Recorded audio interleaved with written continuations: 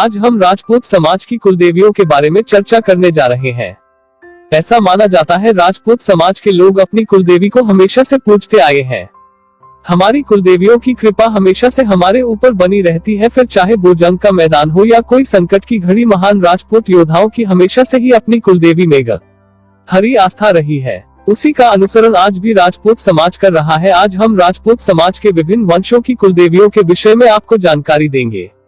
चौहान वंश की कुलदेवी मां आशापूर्णा जी। चौहान वंश की कुलदेवी मां आशापुरा जी है।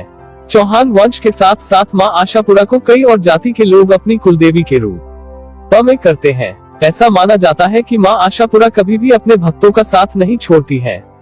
दुख की घड़ी में जब भी किसी ने माता आशापुरा को पुकारा तो मां ने कभी भी अपने भक्तों को निराश नहीं किया। रणभूमि में उतरने से पहले मां आशापुरा के भक्त अपनी मां की पूजा अवश्य करते हैं और मां उनके भक्तों को कभी भी जंग के मैदान में हारने नहीं देती। न जाने कितनी पौराणिक कथाएं प्रचलित हैं जिनमें मां की महिमा का वर्णन किया गया है। परम पूज्य मां श्री आशापुरा जी का मंदिर राजस्थान के नाडौल में बना हुआ है, जहां भक्तों की भीड़ प्रतिदिन देखने को मिलती है। इसके अलावा गुजरात के लोग भी मां को काफी पूजते हैं। वहां भी मां आशापुरा के कई बड़े मंदिर मौजूद हैं। भदौरिया वंश की कुलदेवी मां भद्रकाली। भदौरिया वंश अग्निवंशी राजपूत वंश है। इनका संबंध चौहान वंश से रहा है। हमें इतिहास में भदौरिया वंश की काफी वीरगाथाएं सुनने को मिलती है। भदौरिया वंश में मां भद्रकाली जी को कुलदेवी की उपाधि दी गई है। ऐसा कहा जाता है कि भदौरिया वंश को बुलंदियों तक पहुंचाने में मां भद्रकाली का आशीर्वाद हमेशा साथ रहा। देश के विभिन्न राज्यों बड़ी संख्या में मौजूद है, जिनमें से गुजरात राज्य और उत्तर प्रदेश में प्रमुख मंदिर मौजूद है, जहां वर्ष भर भक्तों का तांता लगा रहता है। राठौर वंश की कुलदेवी मां नागणेची।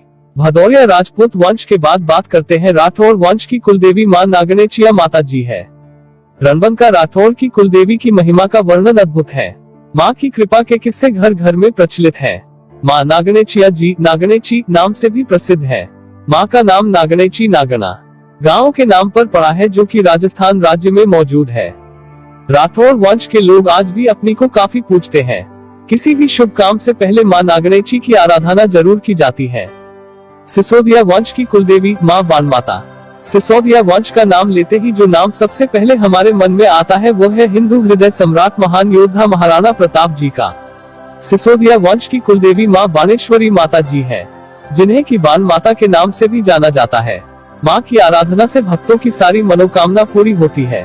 बाण माता जी का मंदिर चित्तौड़ के साथ कई अन्य प्रमुख शहरों में भी मौजूद है। माता के भक्त देश विदेश हर जगह काफी बड़ी संख्या में मौजूद है।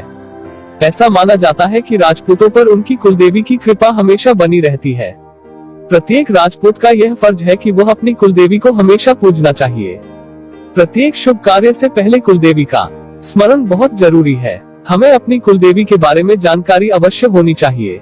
सोलंकी राजपूत वंश की कुलदेवी। सोलंकी वंश की कुलदेवी मां खीवज माता जी है। खीवज माता के मंदिर बड़ी संख्या में राजस्थान राज्य में है। यहाँ वर्ष भर भक्तों की एक बड़ी संख्या को देखा जा सकता है। परमार वंश की कुलदेवी सच्चिवाय माता जी है। सच्चिवाय माता का भव्य मंदिर जोधपुर से लगभग 60 किलोमीटर की दूरी पर ओसियो में स्थित है, इसीलिए इनको ओसियो माता भी कहा जाता है। कछवाहा राजपूत की कुलदेवी मां जामवाया माता जी है। इनका मंदिर राजस्थान में मौजूद है।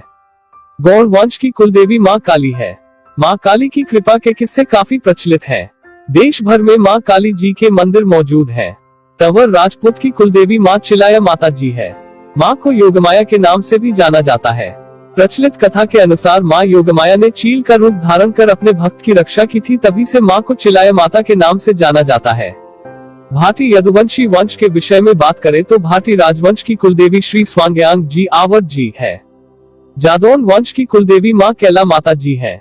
मां का धाम राजस्थान के करौली नामक स्थान पर मौजूद है। जाडेजा वंश की कुलदेवी मां आशापूर्णा जी है। जाडेजा वंश के राजपूत मुख्य रूप से राजस्थान और गुजरात में निवास करते हैं। रघुवंशी वंश की कुलदेवी मां देवकाली या महाकाली है।